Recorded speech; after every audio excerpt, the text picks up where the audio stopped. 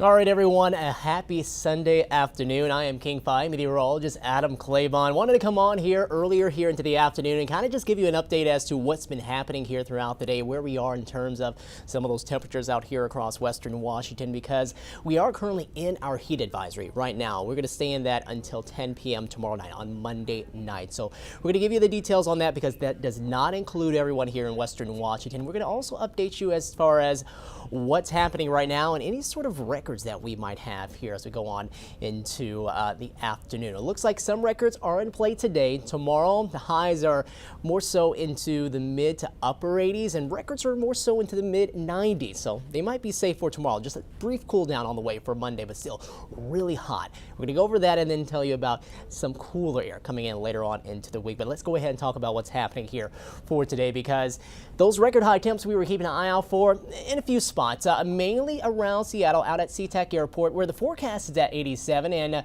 looks like that's where we're going to probably get up to. The record also at 87 degrees. Bellingham, forecast is up to 80 degrees. 82 is the previous record in Olympia. 94 is the old record. 91 is where our forecast is. And as we look at where we are right now in terms of those observed high temperatures for today so far, 85 out at SeaTac Airport. Again, pretty good chance that we could get up to that 87 degree mark.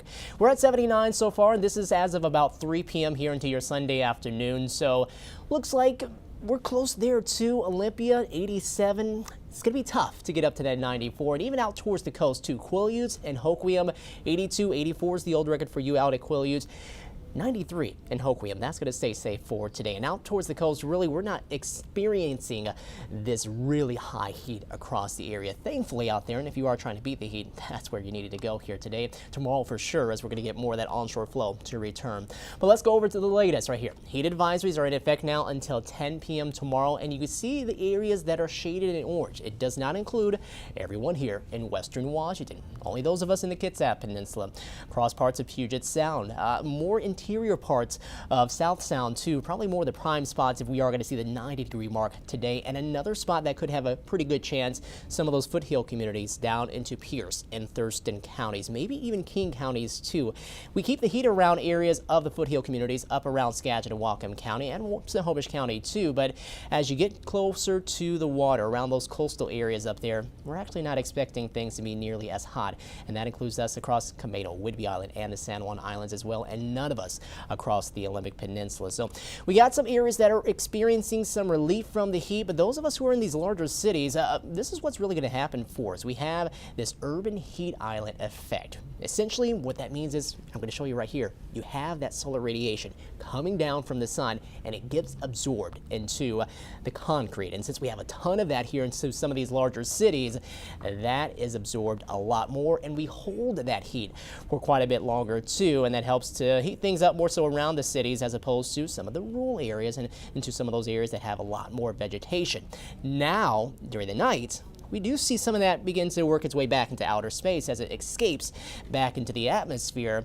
The thing is, though, since we are in those larger cities, that concrete is going to hold on to just a bit of it, just a bit more. So that will mean some of these warmer overnights will be possible. Upper 60 or upper 50s, sorry, and lower 60s for some of those overnight lows. So not seeing much relief during these overnight hours. So that's why we have first alert days here today and also into Monday, where temperatures are going to be about 10 to 20 degrees above where they normally are for this time of the year. That includes the warm nights and cold water risk too.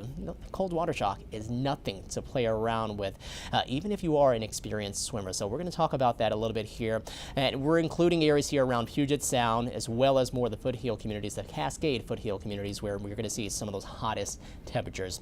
Now, we're going to show you something a little bit later on here into the broadcast on this, but let's talk a little bit about cold water safety. Those rivers, those lakes, and those streams, they're still pretty fast moving, and we still have melting snow that is happening. So those are going to be pretty cold. Those could range anywhere between the 40s as far as those temperatures to maybe some spots in the 60s when it comes to those water temperatures. Even if you are an experienced swimmer, still possibly lose muscle control. So we just want to warn people and keep everyone very mindful of the situation when it comes to cold water, especially when you're going from the hot air into the cold water. That cold water shock, again, is a real thing. And just always have a life jacket. Even if you're on a boat, just anywhere you're going to be, you're going to want to have a life jacket with you if you're going to be out there towards the water. All right, let's talk about the forecast. Next 7-day stretch, it is going to be a cooling trend. We go from today, which is expected to be the hottest, tomorrow the second hottest, and cooling down slightly, and then seeing much more of a cool down as we head deeper on into the upcoming week. Mostly sunny skies on Tuesday, still pretty warm at 81 degrees. You can see though, no rain really in the forecast, and it's going to be a continued theme for us here for at least a little while. But let's show you what's happening on this satellite imagery. Not a cloud to talk about at all. It is clear here across the Pacific Northwest, namely us here in the state of Washington. You can see up here into the mountains, paradise. If you wanted to beat the heat, it seems like a lot of people are out here trying to do the same thing as well. Check out all the people enjoying paradise here into this Sunday afternoon. You're right there, just pretty much everybody up that way. As you get towards the south coast, again, a spot also that is beating the heat because we're not nearly as warm out here. Mostly keeping temperatures in the 70s, some upper 60s. Some people, though, out there on the jetty enjoying some nice wave action that's happening here into our Sunday afternoon. Out here towards the north coast, a lot of clear skies, and this is just going to be a general theme for a lot of what you're going to see. Sunshine all about and all around, helping to warm things as much as possible, at least Granite Falls for us up this way around Skagit County, and a beautiful shot of Port Angeles as we look out over the Strait of Juan de Fuca at Mount Baker off into the distance right there. You can see it just popping out right there. Beautiful shot of that. Let's go up this way around Bellingham. Again, one of the spots not under that heat advisory. Clear skies, people flying kites, a little bit of a breeze there. Looking at the Bellingham Bay, Mount Rainier, wonderful image of that, as well as the Tacoma Dome, and a very few in terms of cloud coverage here. And then Everett also seeing a good amount of sunshine as we make our way through our Sunday afternoon. All right, here we are in Seattle. Temperatures, again, in the mid-80s. The record for today at 87 degrees, so we're not too far off of that as of about the 3 p.m. hour. And for tonight, well, not much of a cool down. We told you about that urban heat island, that urban heat effect as we trap a lot of that solar radiation and that heat into the concrete. That's what's going to keep us a bit warmer here into the cities. As far as the change from yesterday, we've seen a noticeable change. We've warmed up by about anywhere between 5 to 12 degrees warmer from at this point yesterday afternoon. 13 down around Hoquiam, which puts us more into the mid-70s there. 82 for your current temperature in Quileute, and then we got a lot of mid to upper 80s across a lot of areas here around Puget Sound, as well as the Kitsap Peninsula, and a couple of 90s too. Puyallup and Chehalis both at 90 degrees. Eastern side of the state, Leavenworth, Wenatchee, Yakima, all in the 90s as well. Let's talk about the radar, which is absolutely quiet and clear. And why is that? Well, we've been talking about this ridge of high pressure, and it is building over the area as we speak. And since it is more so overhead, that's what's really helping to create today as the hottest day that we're going to see out of this heat stretch. So looking at future cast tonight and into the day tomorrow, limited wind, but we'll have some breezy conditions, but especially if you're farther inland here closer to the I-5 corridor, it's not really coming off of the water per se. It's coming more so off of the landmass. That's why things are going to stay as warm as they are. Out towards the coast, you can already begin to see some changes beginning to take effect here. You see that marine air starting to try to come back in. That marine layer helping to produce some cloud coverage, some patchy fog as we head into early tomorrow morning. So that's late tonight, 3 o'clock in the morning. We'll see a bit more of that and see more of that onshore push heading into the day tomorrow. So if you're out over the Olympic Peninsula, more so closer to the coast, expect quite a bit of a cool off for tomorrow, while those of us here farther to the east will continue to see things on the warm side. We continue on into tomorrow evening, starting to see more of that onshore flow coming back to the region, so that will help to cool us down heading into the evening. But those wind barbs are going from west to east. You can see that, and that's getting closer to the I-5 corridor, and that eventually starts to be the main wind direction for many of us here across western Washington, heading into Monday night and into the day on Tuesday, where we could see a bit more of that cloud coverage around. That's noon on Thursday at 12:30, and we'll continue to see a bit more of that cloud coverage also in place as we head into late Tuesday night and into early Wednesday as we get that onshore push to help to bring back that damp and moist air here back to the area. All right, so as far as the overnight lows tonight, because of that, expect a lot of our lows only to drop down into the upper 50s and perhaps a few mid 50s. Now out towards the coast, it's going to be a different story. We're already beginning that cool down, so upper 40s, lower 50s out there. That is going to be quite comfortable. Now, as far as what we're expecting tomorrow, here it is: 75 in Blaine, 73 in Orchid Island, 79 in Mount Vernon. Again, if you're closer to the water, you're not actually dealing with these heat advisories at all. You're more on the comfortable side, so those numbers doable for many of us. What we see, though, is into the foothill communities. I'm going to switch it back over to the graphics here. Cedar Woolley, Lake Kavanaugh, we're well into the 80s there. So foothill communities still going to be dealing with a bit more of the heat. Also up to 87 tomorrow. Monroe topping off at 84. Gold Bar reaching 87 degrees for a high, while those of us into Camano, Whidbey Island will keep highs in the 70s there. Farther south, the Kitsap Peninsula, as well as areas of King County, expect a lot of lower to mid 80s, some upper 80s east side, and heading closer to the foothills around, I would say, Snoqualmie up to 87 degrees. Maple Valley getting up to 87 there. 88 around Auburn, 90 down this way around Puyallup. We'll hit 90, it looks like, again down around Yelm and Tenino. Looks like we'll see that high of around 89 degrees, keeping things maybe just slightly cooler around Olympia and Belfair at 88 and 89 after today, getting up around that 90-degree mark. And then it looks like the farther south you go, still more of the heat if you are along the I-5 corridor, Castle Rock, Longview, Centralia, over towards the coast. I did mention that cool down is coming because that onshore push does return. So highs low to mid 60s is going to be on the way for us there. A little away from the water along Highway 101, Hump Tulips, maybe 75 still a pretty warm day up around Lake Crescent and up towards Port Angeles. We'll see highs in the low 70s there. Now your forecast as we continue on into Tuesday, a little more of a noticeable cool down. Still really warm and still above the average, which is closer to 70 degrees. So 81, 84 in Puyallup, that's still about a good 10 degrees above where that average is. Out towards the coast, though, we're back up closer to those normal marks. Low to mid 60s expected for highs there, and 74 up around Bellingham, so we continue to cool down. East of the mountains, though, check out Yakima, all the way up to 100 degrees. They'll deal with at least one more day of the heat over there. So if you have any plans on heading over towards the eastern side of the state, definitely prepare for that. All right, let's go ahead and talk about this right here, because we have a lot of the heat around, and when you have extra heat, well, you're going to evaporate more of that moisture out of the soil and out of the vegetation, so we do have some dry conditions when it comes to that. And checking out the latest drought monitor, you can see up and down the Cascades, and then getting closer now to Puget Sound around that I-5 corridor from Snohomish County down to about Tacoma.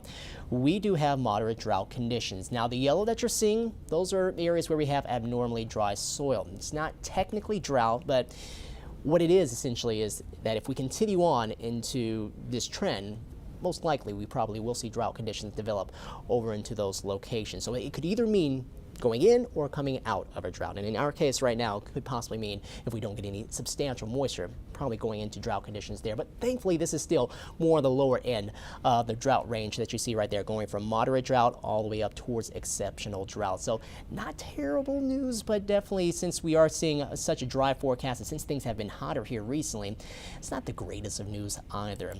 As we continue on into what's happening later this week, though, could be some changes on the way. Don't know if we'll see a lot of rain, but it looks like we are going to start to see a cool down, because heading into tomorrow, where you do see a lot of those deep reds showing up, we still have that ridge of high pressure in place. What starts to change is, though, we start to see some of those colors move farther to the south. And what that is essentially is that we're starting to get cooler air to arrive. And when we get more of this troughiness, which is indicated by some of the lighter oranges, some of the yellows, and up around even southeast Alaska, some of the greens beginning to pop up, and that's that trough that's going to help to draw in some of the cooler air from the north. And that will be more of the pattern change and the pattern shift force that we're going to see for it looks like the latter half of this week and heading on into the middle part of June. So there is some relief on the way for those of us who are not big fans of this heat that is currently in place.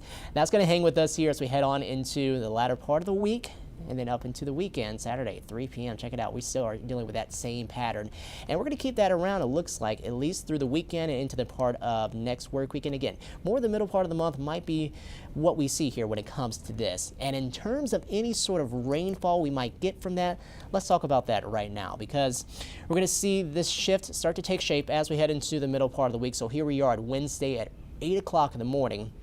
We're seeing some of those showers developing across areas of Idaho over towards Montana. We're still dry over here, but you do start to see some of those speckles of green showing up. That's Futurecast kind of indicating where there could be some precipitation. There's not a lot around, but there's something at least beginning to pop up as we head on into maybe heading into this upcoming weekend, Saturday or Sunday. Some showers around. Higher terrain might have a little bit of a higher chance of seeing some of that, and up around British Columbia as well as Alberta. But down this way around western Washington, it's really just an increase in the dampness and the humidity and that moisture that's in our air mass. Not really producing much in terms of rain as we head on into this upcoming weekend. The chances again will be the highest as you head up across the upper parts of maybe the Cascades or the Olympics. But once we head into early next work week, you see that big mass of moisture heading towards us. Could be some signs on the way. And again, this pattern shift will be one that will definitely be cooler. It just is a matter of how much rain are we going to be able to squeeze out of that here as we head over the next week or so. But for the 8 to 14 day temperature outlook, Climate Prediction Center is kind of indicating here on this side of the state that we'll keep things pretty close around average, or at least the chances are that we will stay around average as we head on through the dates of the 16th through the 22nd of June. And as far as precipitation, could be above average. That's what the Climate Prediction Center is also saying for these particular dates. Now you see the shading of green that we're seeing right there, more of a lighter green, and I'll admit this too, we don't really see a lot of rain during June, so anything that we do typically get, it skews those averages, of course, a little bit, because it'll be much higher than average because it's just not a time of the year that we actually get a whole lot of rain. So keep that in mind as well. Don't really expect a big system to come through when it comes to that. And we're also going to talk about the drought conditions here as we head later on into this broadcast as well, so you're going to want to stick around for that. But temperatures, here they go. They're going to start to cool back down as we head later on into Wednesday. 75, normal is at 70, so we'll hit that by Thursday, and it looks like we'll keep temperatures around the 70-degree mark, maybe a couple of degrees shy. Friday, Saturday up to 70 again, and then Sunday up around 69 degrees. And 6 to 10 days out, again, we were seeing that forecast from the Climate Prediction Center that we have a pretty good chance of staying closer to normal, and that's what it looks like is going to be happening for us as we head on into the middle portion of this month. So here we are. Today, Sunday, is a first alert day. Tomorrow, yet again, it is going to be a first alert day. We'll see temperatures cool down maybe by a degree or 2 or 3, but still going to be extremely warm, and we do still have those heat advisories that are going to be in place here as we head on into that point of time. But as we go later into the week, we would love to see some additional rain on the way, but it doesn't look like that's going to be something that we really have around, and could have some impacts here across the area. So that's something that we're going to talk about here coming up right after this. So everybody, have a great Sunday. Make sure that you're staying cool. Do be careful across some of the area as far as the heat. Make sure to take plenty of breaks. Make sure to find some shady areas, and if you can, really hydrate yourselves, whether that's water, Gatorade, whatever it may be. Just make sure that you're hydrated and not overexerting yourself in the heat. All right, everyone. Well, have a good one. Enjoy this piece on the drought.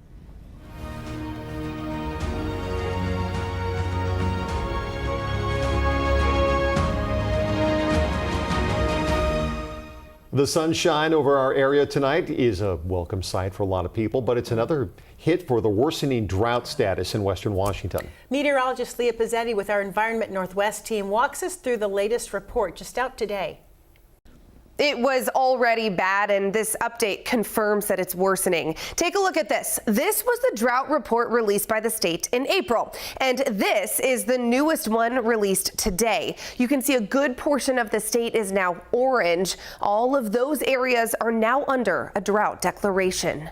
It's not even summer yet, and western Washington is already feeling the burn. We had a slim chance for spring weather to bring more rain. Unfortunately, we didn't get what we needed. So here we are. The State Department of Ecology is now increasing the drought advisory to a drought declaration. Parts of nearly half of the counties across the state are under the new emergency order, including Pierce, King, Snohomish, Skagit, and Whatcom. We've declared drought in 6 of the past 10 years. Low water supplies are becoming routine in Washington, and that includes on the wetter west side of our state. Scientists say above average temperatures are melting the snowpack about a month earlier than normal. We're seeing only 21% of normal snowpack in the eastern side of the Central Cascades and 12% of normal for the western sides. Climatologists say this is bad news heading into wildfire season. The likelihood of fire spread is a bit higher with the dry conditions we've seen. They all agree this is unfortunately the new normal in the Pacific Northwest. Conditions this year are what we can expect nearly every other year from now on. The biggest thing this declaration is going to do is open up more funds and resources for county and city leaders to be able to plan ahead and prepare for a potential lack of water by the end of summer. For Environment Northwest, I'm meteorologist Leah Pizzetti. Washington State Park says the number of registered voters has gone up every year, really spiked over the pandemic and has stayed up since then. But it's not just boaters. Paddle sports have gotten tremendously popular, and this weekend they'll be on display. The clouds have officially parted. Did you ever think about living on a houseboat? The Emerald City is thawing out. I mean, it is the most glorious place in the summers, having lived in multiple places. You know, and a day like this makes it seem worth it. Now ask us in January, but today it seems worth it. Temperatures flirting with the 90s this weekend means a yearly rush to the water. People like me dragging the inflatable stand-up paddleboard out of storage and doing my best to pump it up. We're almost there. But before you go take a swim, a reminder of what you're getting yourself into. If you're out on a kayak, a paddleboard, a canoe, you're a boater too, and you're responsible for knowing and following, boating safety laws as those apply to you as well. Did you know that a whistle and a life jacket are required on board a paddleboard? Both could come in handy should you go overboard. Keep in mind, the water will be some 30 degrees cooler. And yes, it takes your breath away that first moment, and it's refreshing, but it's sort of a jolt. But you wouldn't want to be far away from needing to swim in, for example, even me. And I'm used to the water. I'm comfortable in the water. While they watch comfortably from shore, I decided to find out for myself. It's time to earn my paycheck, show you how people get into trouble. It's situations like this. It's hot out. I've worked up a sweat. Time to cool off. Okay, so it's like 70 degrees out. You'd think it wouldn't be that cold. It is freezing. I'm not doing that again, Perry. Uncomfortable at best, dangerous at its worst. According to Washington State Parks, half of the state's water fatalities involve some form of paddle sport. Info that's not intended to discourage you from hitting the water, just to serve as a reminder, a reality check. It is really the most beautiful place in the world when the sun comes out. And Joyce, I know you're gonna ask, but I did dry off and warm up. I will say though, I'm embarrassed to say I did not know that a whistle was mandatory on a paddleboard. So is that life jacket. They must be worn if the child is 12 or under. Joyce, back to you. All right, we need to find ways to cool off in these temperatures, don't we? I've got a pretty ingenious way of making a portable air conditioner for less than $15. It may just be one trip to the store too. Check this out. You really only need 3 things. Find a cooler, maybe it's a styrofoam cooler just laying around. I found this compostable one for $10, which was a good find. You need 2 dryer vents. I got these at a hardware store for $2 a piece. And you'll need a small fan. Use one that you already have, or if you can find one, they're not that expensive. Now grab your cooler and trace a line to cut a hole for a dryer vent on the side. Remember to always slice away from your body, and once you've got that hole cut, fit a dryer vent inside.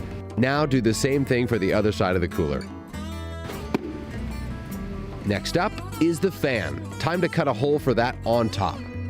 And you want to make sure that you're cutting this hole for the fan just a little bit smaller than the actual size of the fan itself so that it doesn't fall through into the cooler.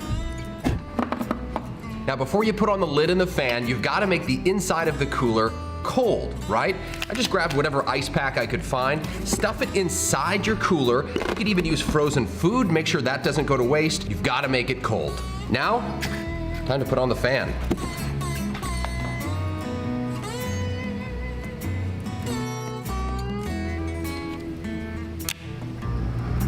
The air should flow out of the dryer vents. It's actually really cold, and it can get colder depending on how much ice or ice packs you put in your cooler. Obviously, the fan will work for some breeze. But when you need to cool down with these really hot temperatures, you might want to try this. Jake Wittenberg, King 5 News.